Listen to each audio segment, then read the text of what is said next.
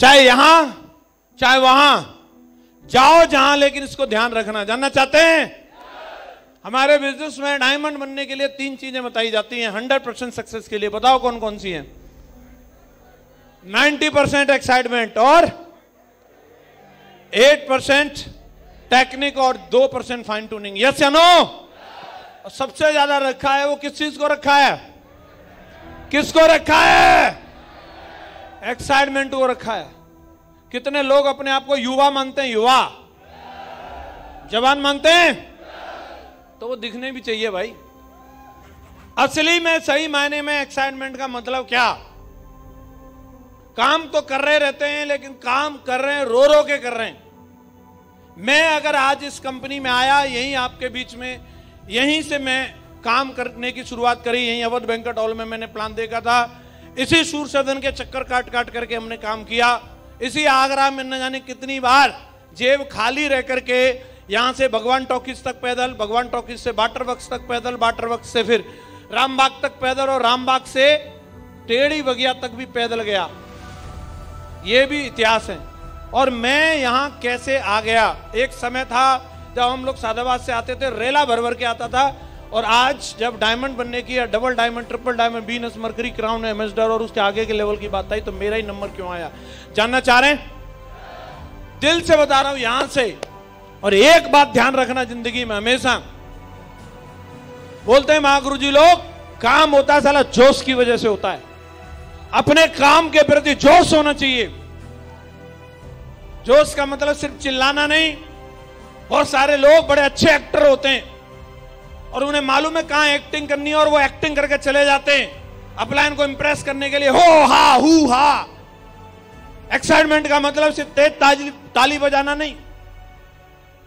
Excitement का मतलब कोई भी काम करो, उस काम को करते हुए आपके अंदर एक आनंद होना चाहिए, खुशी होनी चाहिए। हेलो, आनंद के साथ अगर काम करोगे आपको 90% सफलता मिल जाएगी। सिर्फ एक वजह से, उस काम में आनंद आ जाना चाहिए। क्या आ जाना चाहिए? क्या आ जाना चाहिए? मैं इससे पहले जो कर रहा था, पढ़ रहा था, पढ़ा तो ढंग से पढ़ाई नहीं करी।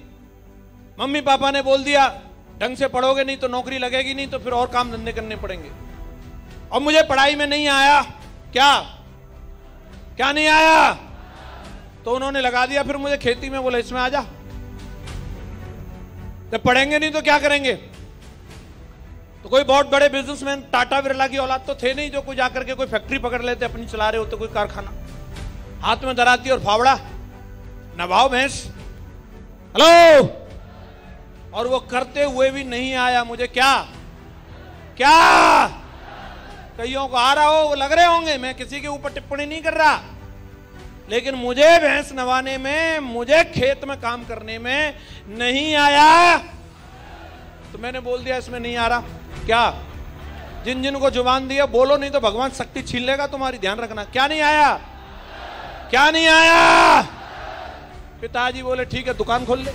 मुझे लगता था ये बढ़िया काम है, पंखा की हवा में बैठो मस्त पैसा गिनते रहते हैं दुकानदार लोग। क्या करते? कुछ नहीं। तो ये सही है।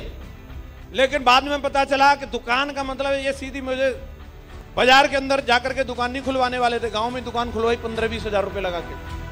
और ये मेरी सिगरेट के जैसी टांग और वो साइकिल खींचना, बड़े बड़े थैला टांग के, और पीछे तमाम वजन। मैं पूरी ताकत से खड़ा हो जाता था, साले वो चलती नहीं थी। और कभी कभी सामने की हवा। साइकिल वाले लोग समझ रहे होंगे मेरे दर्द को। हेलो, तो दुकान चला चला के भी नहीं आया। क्या? पिताजी ने डेयरी खुलवा दी। बोले ये हमारा पुराना काम है, 30 साल हमने यही किया है। दूध का काम शुरू, सुबह 5 बजे लगना और रात के 12 बजे तक साले लगे रहना। ये और बढ़िया है। और उसको भी किया, लेकिन उसमें भी नहीं आया। क्या? और मुझे आ गया। क्या आ गया? जे काम सही है यार। हेलो, और दोस्तों जब मैं यहां पे काम किया, जेपी पैलेस होटल में जाने का मौका मिला। मेरी ज्वाइनिंग सितंबर में हुई, अक्टूबर में हम लोग ग्वालियर गए और जनवरी में मैं जेपी पैलेस होटल में गया।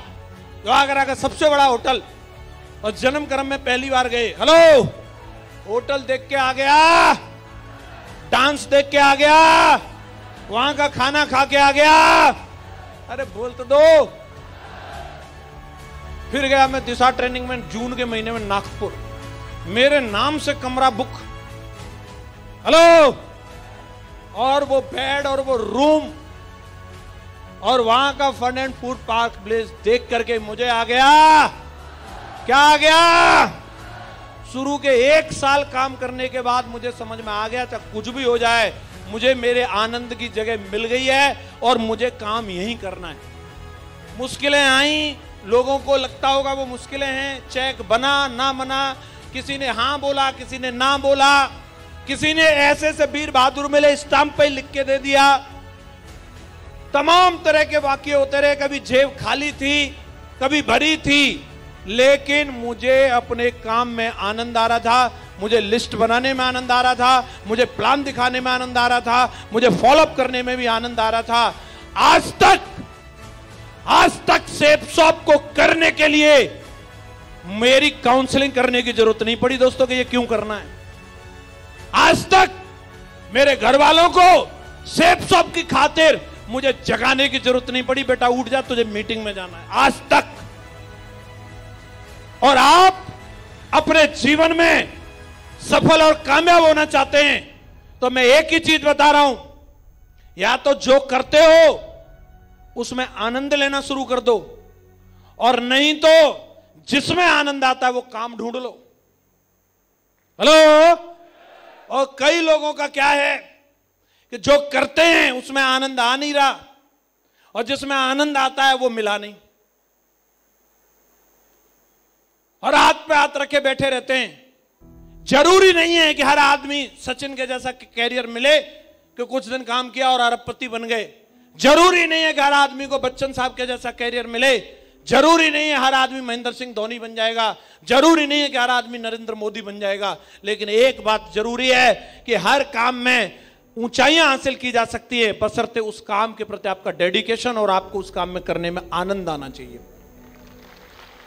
लोग भाई साहब तबला बजा के साला नाम करके दुनिया में, बोलो हाँ कि ना। माधुरी दीक्षित को नाचने में आनंद आता है, वो 1.5 ठुमका सालम और ठुमका मार मार के वहां तक पहुंच गई। यस या नो?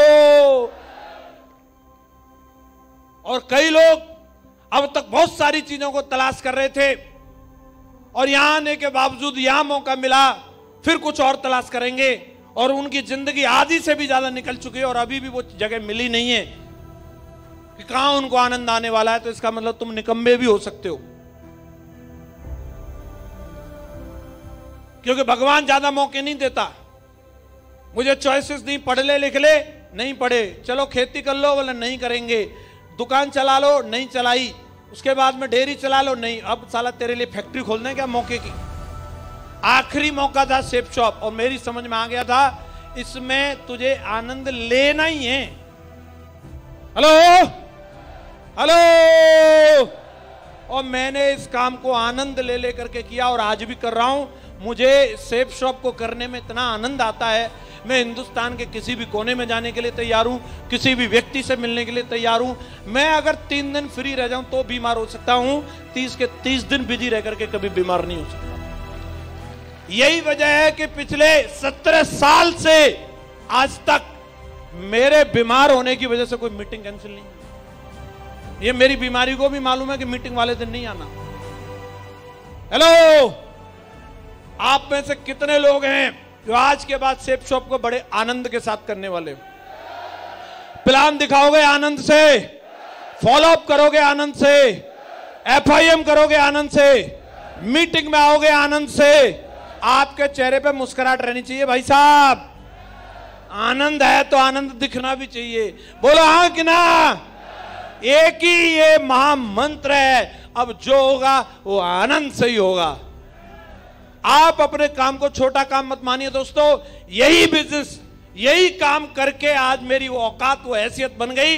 साइकिल से आया था इस काम में, साइकिल से मैं आज इस बिजनेस में BMW तक पहुंचा दिया। BMW तक। गांव में एक दीवार पे प्लास्टर कराने की औकात नहीं थी, लेकिन आज आप बात करें मथुरा के अंदर कोठी ठुकी हुई है और अभी नोएडा के अंदर 3 करोड़ रुपए का फ्लैट लिया। जिंदगी में जो चीजें कभी सोची नहीं थी। मेरी शादी सन 2007 में हुई थी। मैडम को मैं 100 रुपए का गिफ्ट नहीं दे पाया था, लेकिन आज सेफ शॉप की बदौलत मैडम को हिंदुस्तान के, तो आप किसी भी जगह की बात छोड़ो, लेकिन हिंदुस्तान के बाहर लंदन पेरिस सब घुमा दिया और अभी फिर लेकर के जा रहा हूं मालदीव उसको। आप में कितने लोग चाहते हैं कि हम भी अपने परिवार को ऐसी जिंदगी दें? तो आनंद के साथ सेफ शॉप को कर लो, बस आपको ये सफलता मिलने वाली है। खड़े हो जाओ फिर अपनी जगह पे। कौन कौन बोलता है हर हाल में हर काल में मैं करके दिखाऊंगा और इस बिजनेस के अंदर डायमंड बन के दिखाऊंगा। जो आज मैंने विजय साहब को देखा है अपनी आंखों से सम्मानित होते हुए, मैं तब तक रुकने वाला नहीं हूं जब तक मेरा परिवार इस मंच पे इस तरीके से सम्मान नहीं ले लेता। वही खड़ा होना, उसी की मैं जोरदार आवाज सुनना चाहता हूं जो एक दिन अपनी फैमिली को यहां लेकर के आने वाला है। तैयार है? मुट्ठी बंद करो फिर। रेडी है? तो मेरी आवाज में आवाज मिला करके बोलेंगे I am diamond, I am diamond, I am diamond.